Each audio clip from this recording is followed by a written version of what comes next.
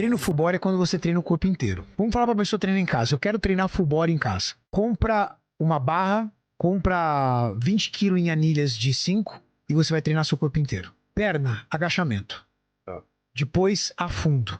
Bíceps, rosca direta. Tríceps, testa. Peito, supino. Peito, flexão. Costas, remada curvada. Costas, barra fixa. Ombro, se você tiver um conjunto de halter, elevação lateral simultânea, remada alta, você treinou o corpo inteiro. Na academia, Renato, eu quero o mínimo de variação possível no treino full body. Perna, cadeira extensora, agachamento, mesa flexora. Costas, remada curvada, puxada alta, desenvolvimento terra. Ombro, elevação lateral, elevação posterior, elevação frontal. Peito, supino inclinado, supino reto. Tríceps, pulei corda, pulei triângulo. Bíceps, rosca direta com a barra W, rosca martelo com halter. Pronto, treinou o corpo todo.